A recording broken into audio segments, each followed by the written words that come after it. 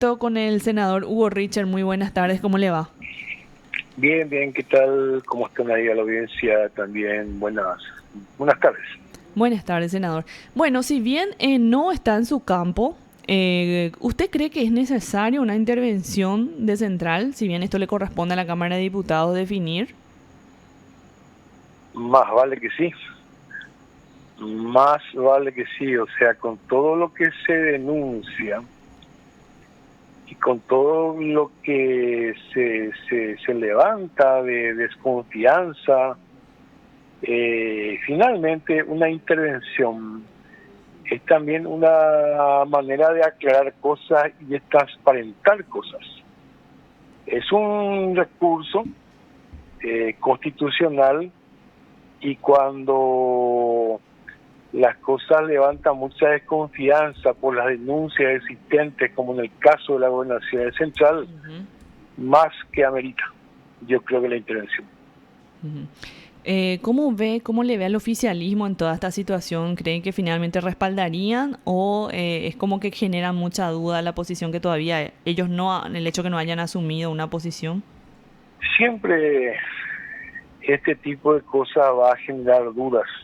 Eh, a mí no me cabe ninguna duda de que este es un dilema principalmente en la Cámara de Diputados, donde Honor Colorado tiene una mayoría muy importante. Ujú. O sea, no estamos hablando solamente de diputados colorados, estamos hablando de diputados, diputadas que pertenecen a Honor Colorado. Obviamente la gente entiende eso porque el gobernador de Central fue candidatado por Honor Colorado. Entonces yo diría que las dudas son básicamente para la gente de Honor Colorado. Ujú. Y bueno, veremos cómo van a resolver eso en los próximos días, ¿no?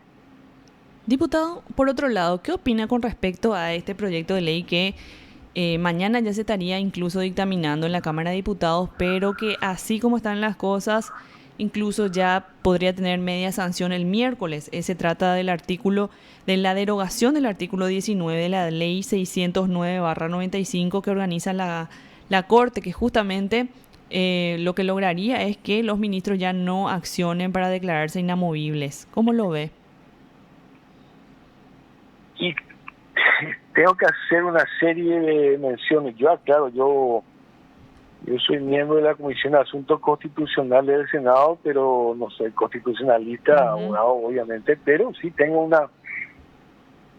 A ver, acá una cosa es lo que se interpreta de lo que dice el artículo 264 de la Constitución.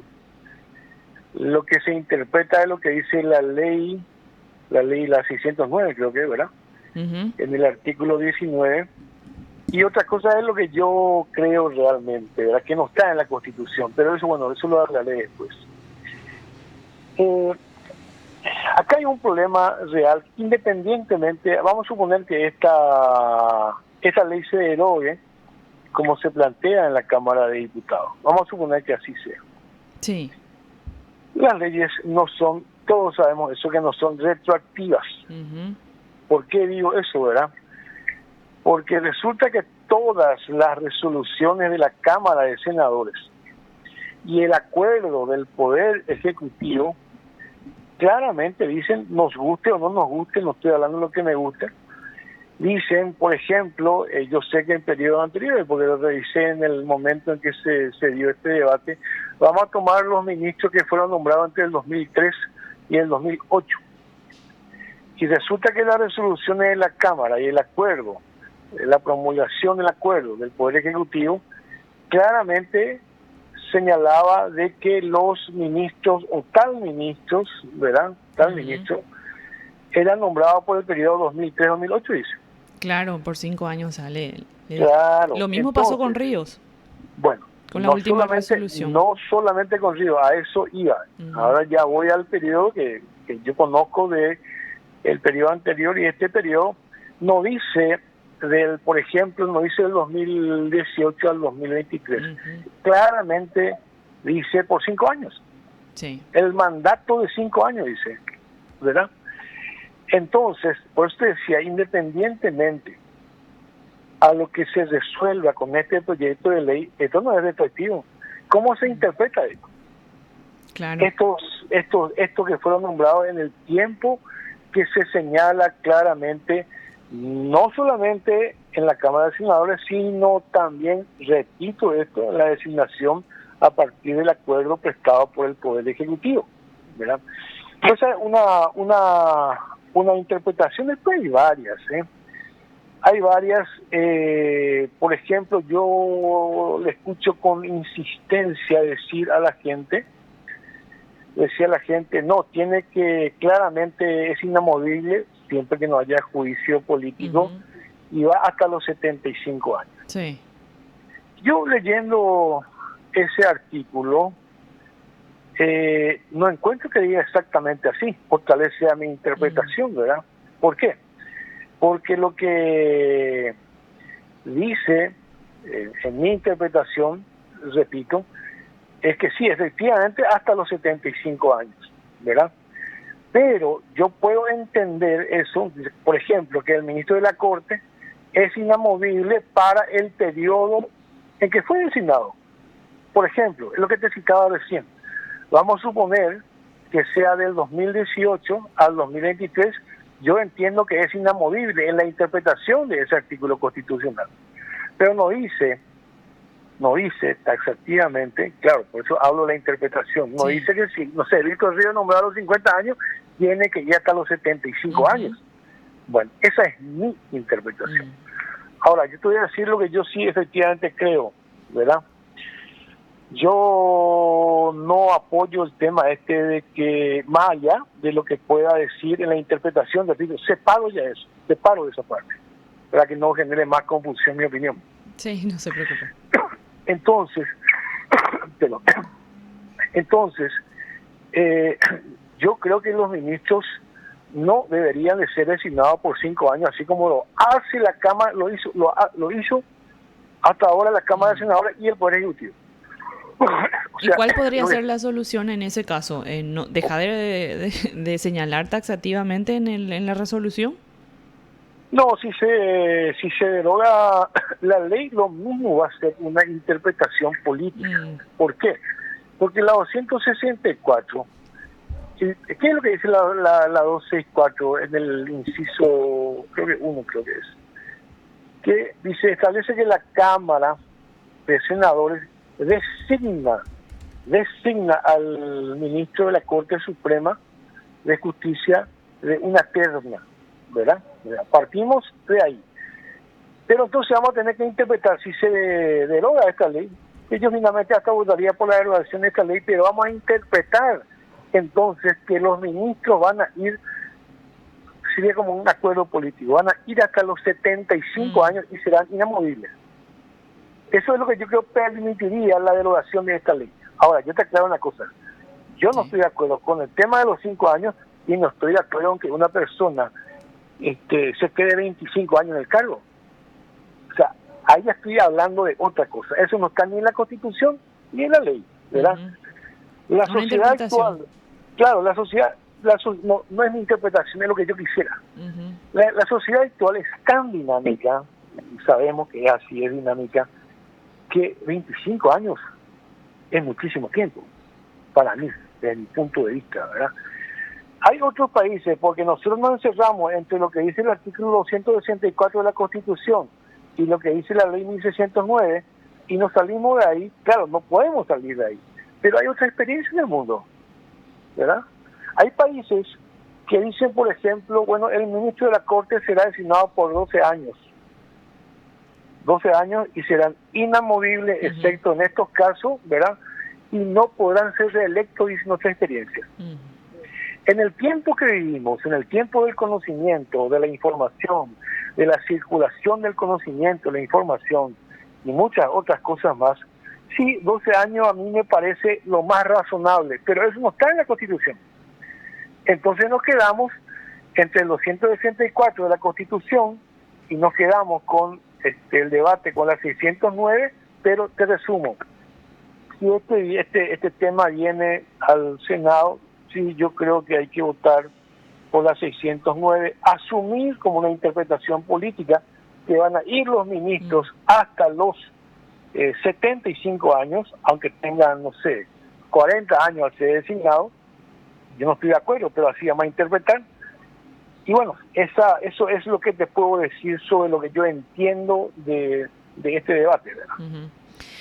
Lo que muchos también estaban diciendo, senador, es que incluso se podría generar una contradicción porque ustedes le designaron o le designan la institución misma por 5 años justamente a los ministros de corte.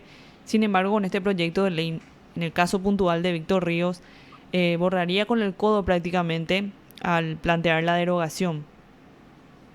Es lo que yo te decía antes. La ley, o sea, nada es retroactivo. Y no es solamente Víctor Ríos. No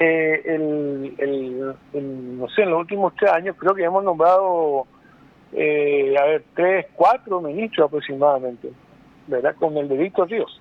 Sí. Candia, la señora Llanes, el otro Diesel, que es actualmente presidente. Sí. Después está el otro Jiménez, y ahí tenemos 4, Víctor Ríos 5. Los cinco, claramente la resolución del Senado y el acuerdo ejecutivo dice por 5 años, dicen. Esa parte no me pregunte porque ahí ya entramos en una cuestión de interpretación constitucional que sí tendríamos que buscar la opinión de expertos en el tema de cómo queda realmente esa cuestión. Pero ellos fueron designados por 5 años. Senador, viendo así el ánimo con respecto, bueno, en diputados prácticamente existirían los votos. ¿Cuál usted cree podría ser la posición al menos del Senado con respecto a este proyecto? Me cuesta todavía decir porque, el Senado estuvo muy metido en otros temas. Salimos del tema de Víctor Ríos, después entramos ya prácticamente en el tema presupuesto, que es el tema de todos estos días. Uno no puede salir al pasillo del Senado porque ese es el tema, ¿verdad? Claro. Y te digo que no me atrevo a dar una opinión porque no he hablado con muchos colegas sobre este tema, porque todos los temas, o sea, el tema ha sido básicamente primero el tema de Víctor Ríos y después el tema del presupuesto, ¿verdad? Yendo al tema de presupuesto, senador, ¿usted está de acuerdo con que se hagan recortes a hospitales, a la DIVEN, por ejemplo, justamente para buscar ese financiamiento para Odesur?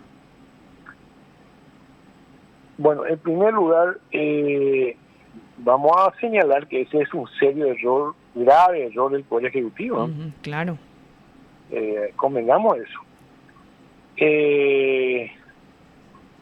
No sé todavía qué responderte, porque esta tarde, yo acabo de terminar una larguísima sesión ahí en el 5º piso del Senado, con mucha gente, y todavía no he visto ese tema como título, pero todavía no leí, pero sé que dice de DIVEN, creo que también dice de salud, sí, ¿verdad? Así mismo. ¿Sí? Salud 20.000 millones, clínica 5.000 millones, DIVEN 20.000 millones a cambio de invertir en juegos de Odesur. Te digo una cosa, o dos cosas. Uno, quien sabe más o menos la línea histórica nuestra, nosotros casi nunca acompañamos recortes en salud y en educación. Nunca. Es más, creemos que tiene que haber mayor inversión incluso, y también la calidad, no solamente inversión y calidad en ambos, en educación y salud. A partir de esa línea política, yo me atrevo a decir que nosotros estos recortes no podríamos acompañar. O sea, no acompañaríamos. Siguiendo esa lógica que el Frente Basú siempre sostuvo, ¿verdad? Y a ver, quiero decir algo más, pero bueno, básicamente no creo que acompañemos el tema. Y bueno, voy a ver si esta noche me pongo a revisar mejor qué es lo que se propone. Senador, ¿ya estudian esta semana o van a estudiar la próxima? No, el el miércoles. presupuesto? Este miércoles El ya. miércoles estamos ya se convocó a la reunión, a la sesión Ujú. extraordinaria, y el miércoles se va a tratar en senadores, que es lo más probable, así como están las cosas, senadores va a aprobar la versión senadores, de hecho va a ir de vuelta a diputados, pero bueno, aunque diputados modifique la última versión, Sí, la definitiva la va a tener otra vez, el claro, Senado. porque aquí dice la Constitución, es el Senado. Así mismo. Ventaja que tienen en la Cámara de Senadores.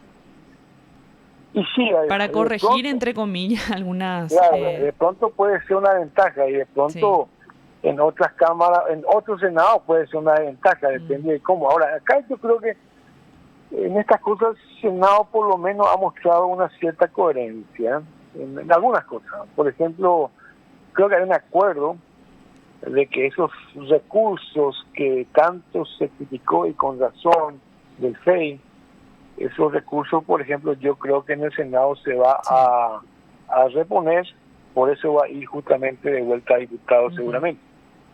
perfecto. Y bueno, muchísimas gracias, senador. Muy amable.